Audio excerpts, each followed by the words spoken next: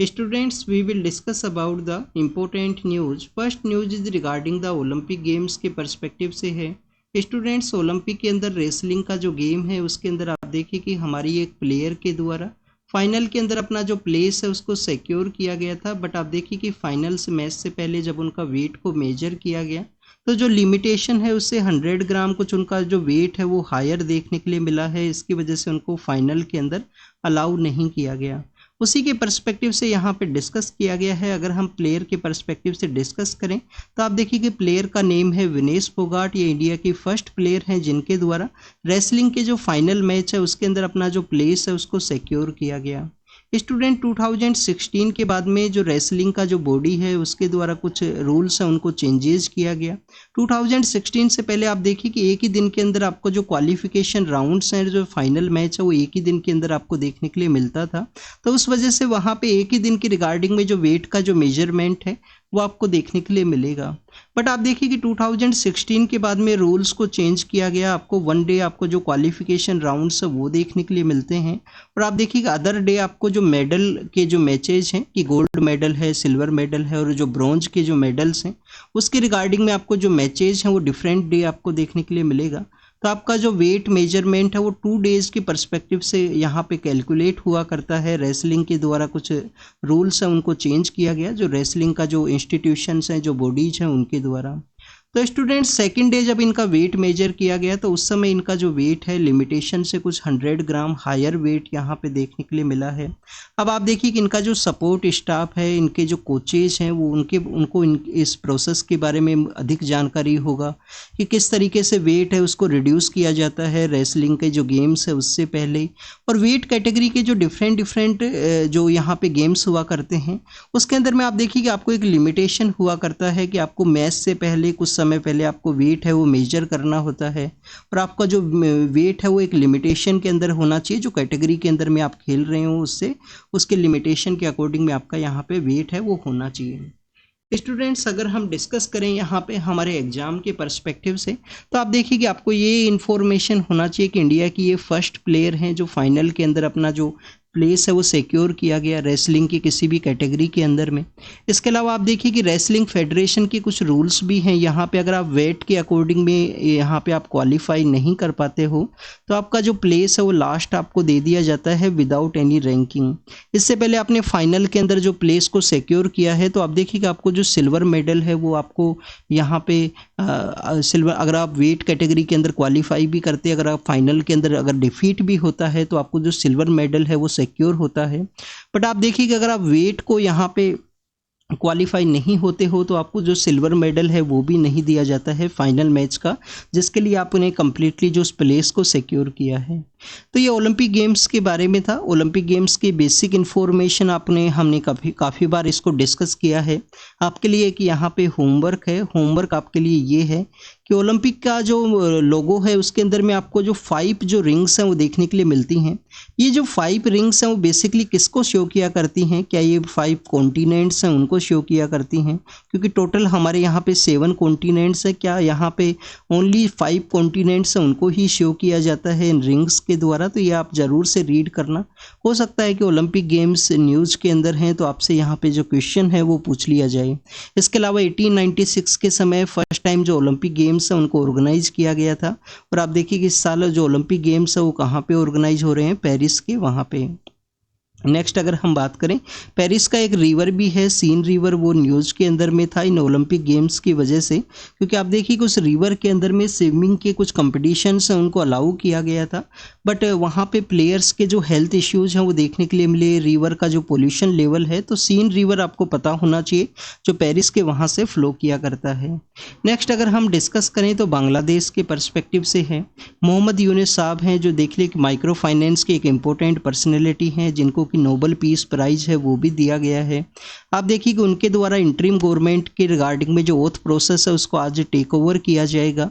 और यहाँ पे जो अपोजिशन का जो पॉलिटिकल पार्टी है बांग्लादेश के अंदर में BNP, आप देखिए कि बीएनपी के द्वारा यहाँ पे अर्जेंट डिक्लेयर किया गया है कि अर्जेंट वे में जो इलेक्शंस हैं उनको कंडक्ट करवाए जाए। बीएनपी की जो पॉलिटिकल लीडर हैं, आप देखिए कि वो बांग्लादेश की first women prime minister political leader हैं, वो देखने के लिए मिलती हैं। वुमेन का जो प्राइम मिनिस्टर पोस्ट है उनके द्वारा फर्स्ट टाइम सिक्योर किया गया था। शेख हसीना मैम के बारे में भी यहाँ पे डिस्कस किया गया है कि ऐसा क्या हुआ कि शेख हसीना मैम का जो कम्प्लीटली पॉलिटिकल पावर है उसका फॉल आपको देखने के लिए मिला, तो उसके रिगार्डिंग में यहाँ पे डिस्कशन है। आप देखिए कि इनका जो फैमिली है उनके द्वारा बेसिकली बांग्लादेश का जो लिबरेशन है 1971 का, उसके अंदर एक इम्पोर्टेंट रोल प्ले किया गया इनके फादर के द्वारा।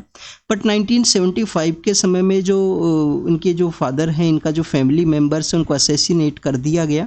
किसके द्वारा? उनका जो मिलिट्री है उसी के द्वारा।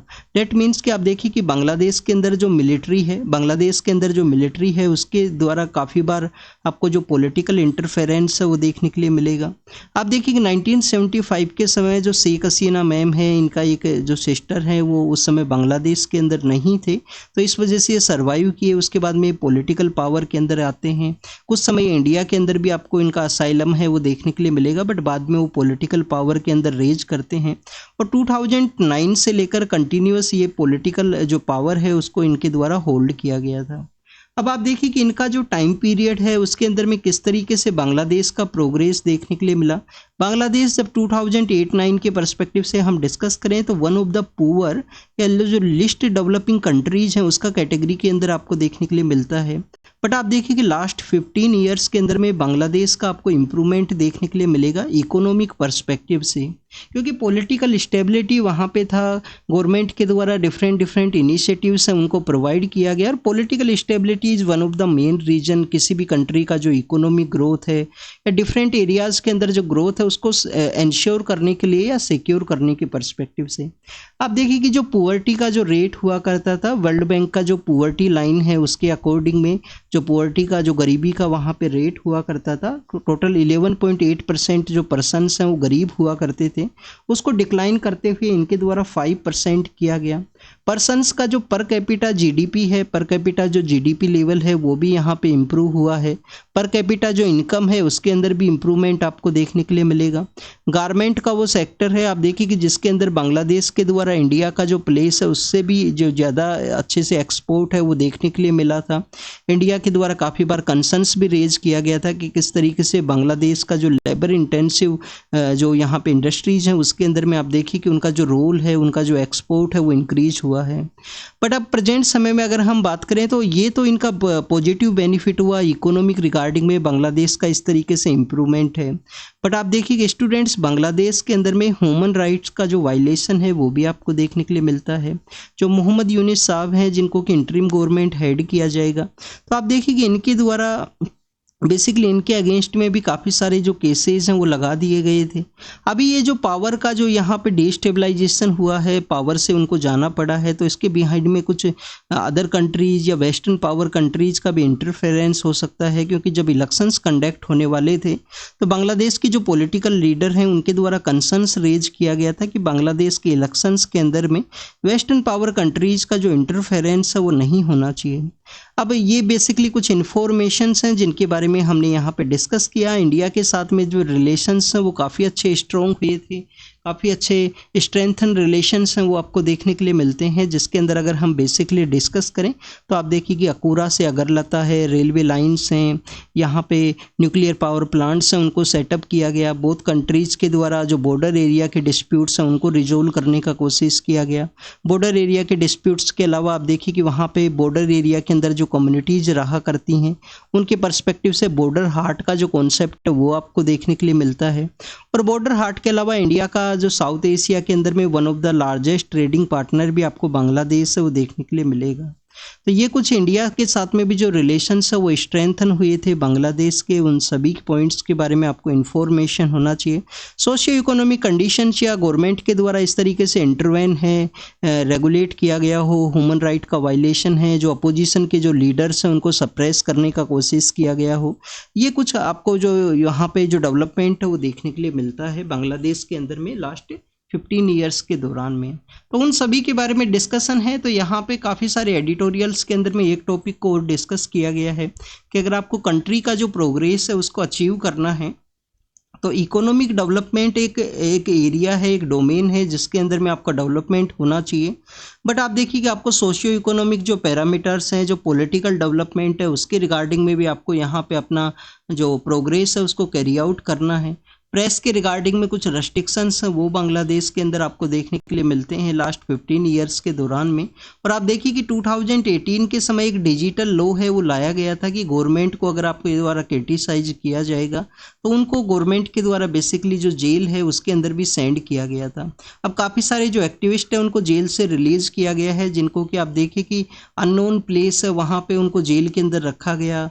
गवर्नमेंट के अगेंस्ट में उनके द्वारा जो क्रिटिसिज्म है वो कैरी आउट किया गया उसकी वजह से। नेक्स्ट अगर हम बात करें बिम्स्टेक के बारे में है, bay of Bengal initiative for multi sector technological and economic cooperation है। 1997 के समय एक डिक्लेरेशन आता है जिसको कि हम बैंकॉक डिक्लेरेशन के नाम से जाना करते हैं।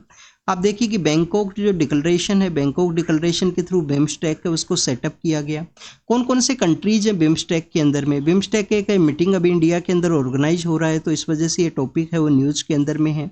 कौन कौन से कंट्रीज हैं स्टूडेंट्स? BBIA हैं, बांग्लादेश, भूटान, इंडिया और नेपाल है। और इसके अलावा आप देखिए कि 3 कंट्री और आपको देखने के लिए मिलेंगे बिम्स्टेक के अंदर में। म्यांमार इसका पार्ट है, आप देखिए कि श्रीलंका इसका पार्ट है और थाईलैंड इसका पार्ट है।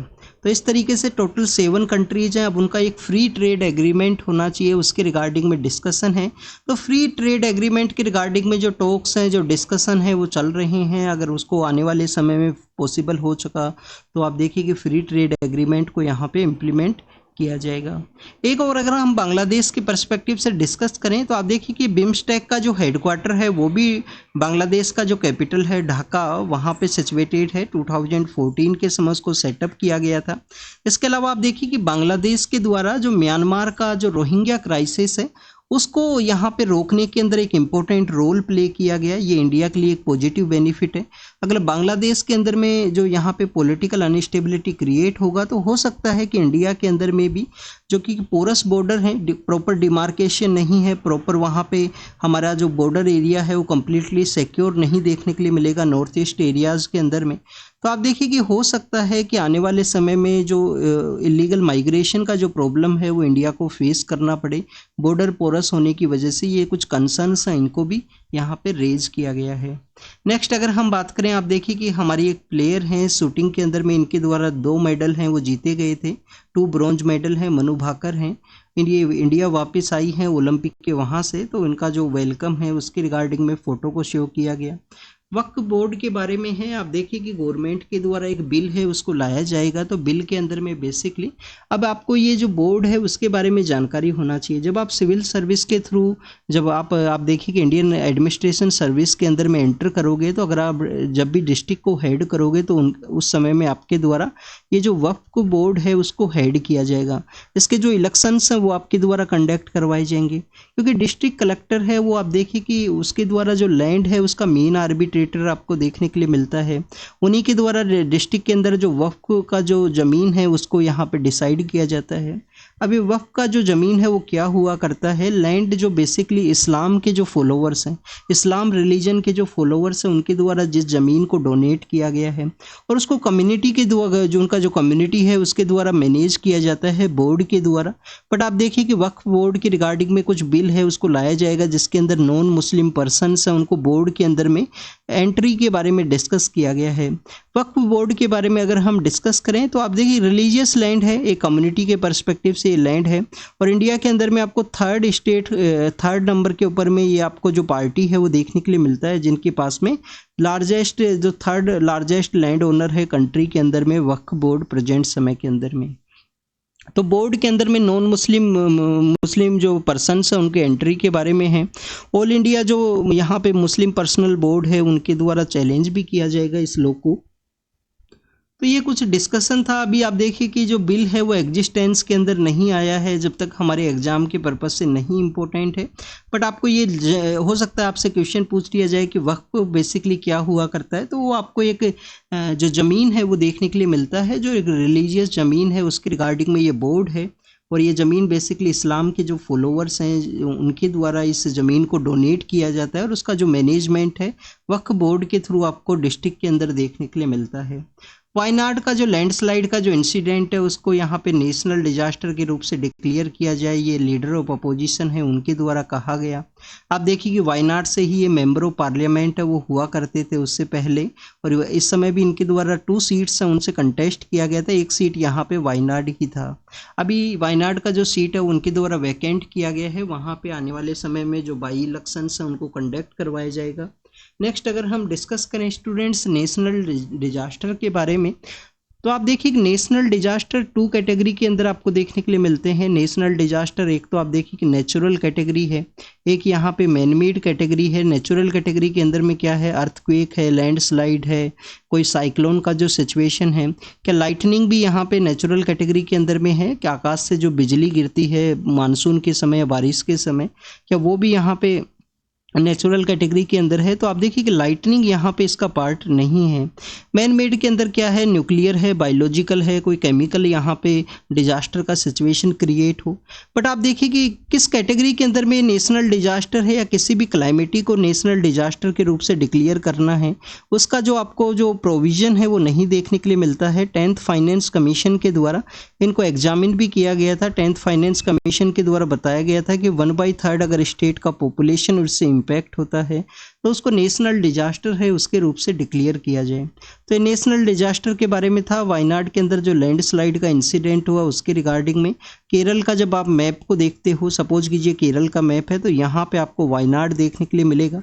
इस पार्ट के अंदर तमिलनाडु है, यहाँ पे आप देखिए कि कर्नाटका है। तो north east part of Kerala के वहाँ पे जो तमिलनाडु एंड कर्नाटका के साथ अपना एरिया शेयर करता है। नेक्स्ट दिल्ली के पर्सपेक्टिव से है।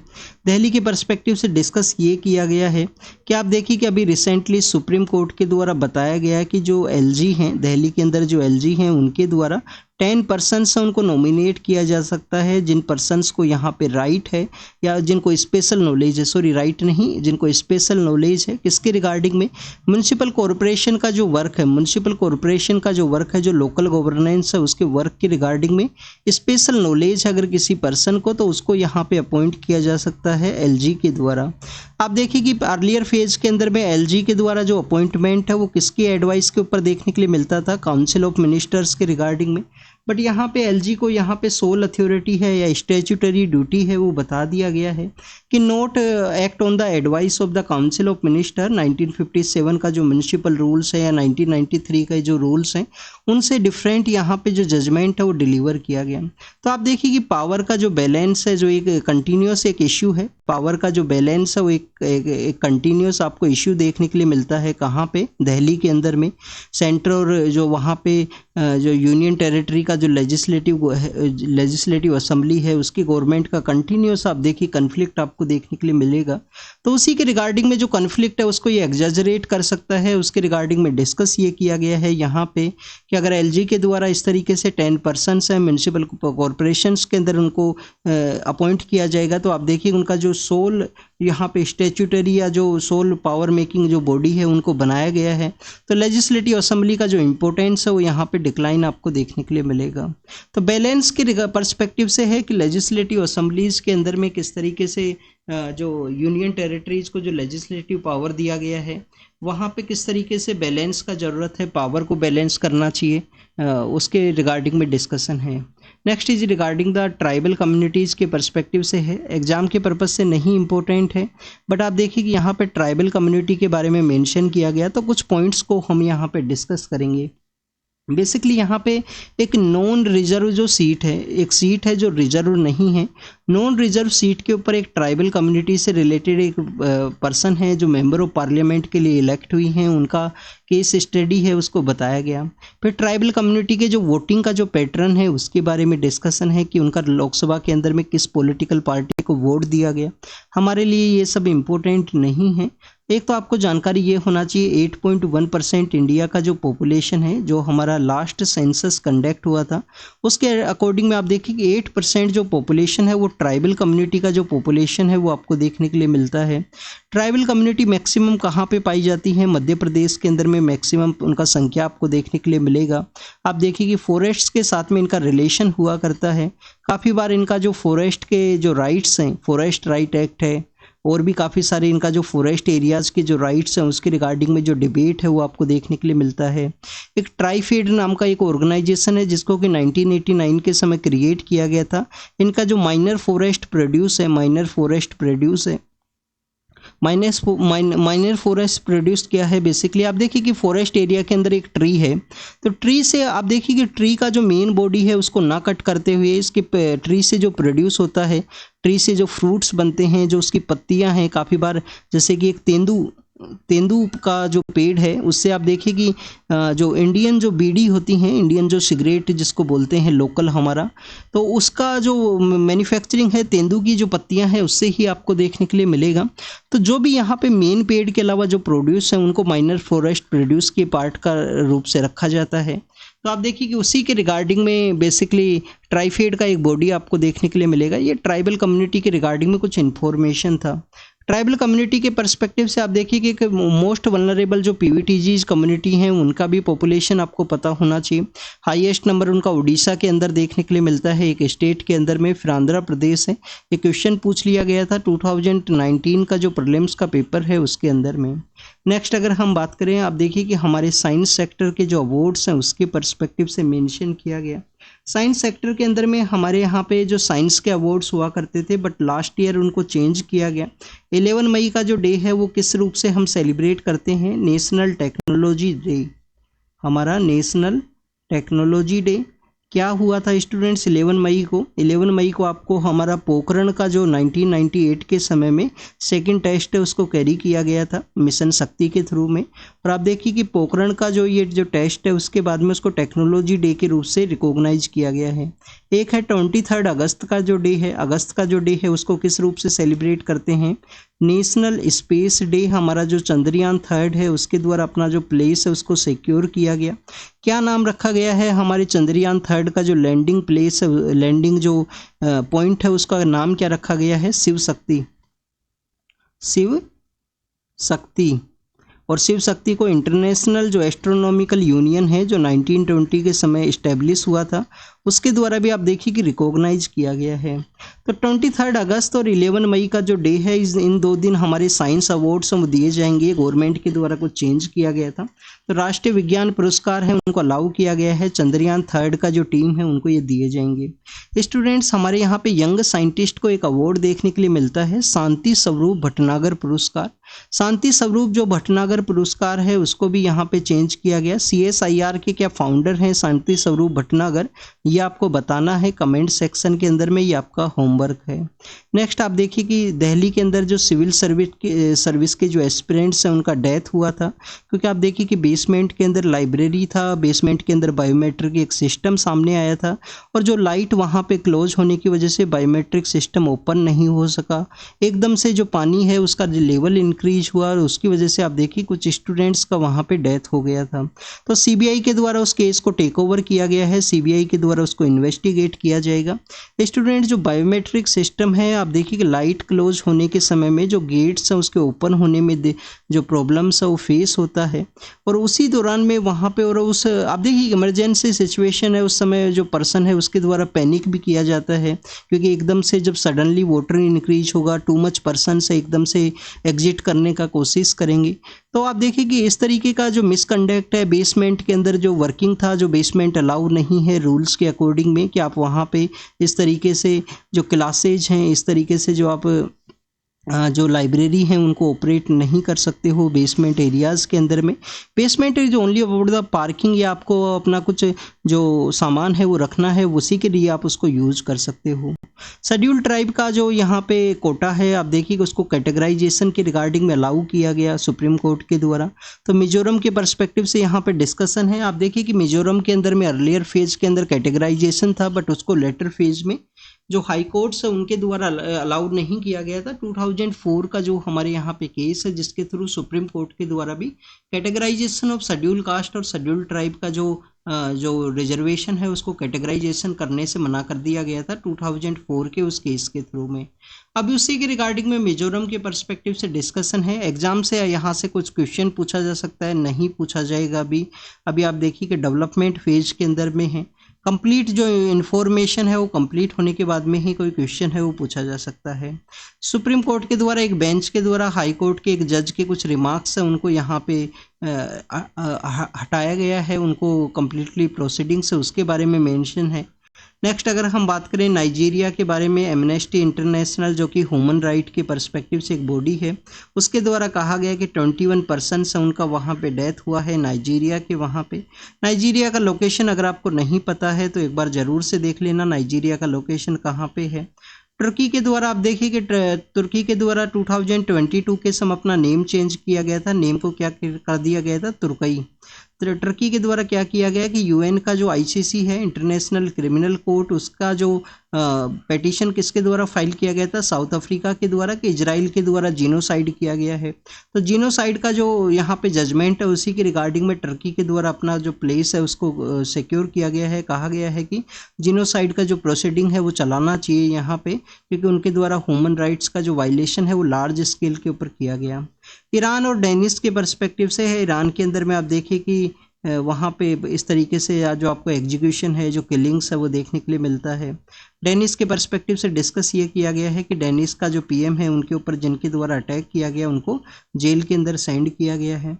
और ये बांग्लादेश के पर्सपेक्टिव से आप देखिए कि श्रीलंका के द्वारा वेलकम भी किया गया था। अभी श्रीलंका का कुछ पॉलिटिकल डेवलपमेंट है। अर्लियर जो प्रेसिडेंट है उनके जो सन है उनके द्वारा पॉलिटिक्स के अंदर एंटर किया गया। एग्जाम के पर्पज़ से ज़्यादा कुछ इंपॉर्टेंट नहीं है। एक आपको नाइजीरिया का लोकेशन नहीं पता है तो आप अफ्रीकन कॉन्टिनेंट का जो वेस्टर्न पार्ट है उसको ज़रूर से देख लेना कि नाइजीरिया कहाँ पे सिचुएटेड है। नेक्स्ट आप देखिए कि तुर्की का लोकेशन भी आप ज़रूर से देख लेना कि तुर्की कहाँ पे सिचुएटेड है। नेम इनके द्वारा चेंज किया गया था। अभी इंस्टाग्राम भी इनके द्वारा बैन किया गया है। तो तुर्की क्या ब्लैक सी के साथ अपना एरिया शेयर करता है वो भी आपको पता होना चाहिए, क्योंकि आप देखिए कि जस्ट यूक्रेन के सदर्न पार्ट के अंदर ब्लैक सी सिचुएटेड है और उसके कम्प्लीटली जो ब्लैक सी के सदर्न पार्ट के अंदर आपको जो तुर्की का एरिया है वो देखने के लिए मिलता है। तो this is all the information related to the today's newspaper. आप इसको रीड कीजिए, रिवाइज कीजिए, जो भी इन्फॉर्मेशन आपको मिला है उसको नोट डाउन कीजिए। Thank you students, thank you very much.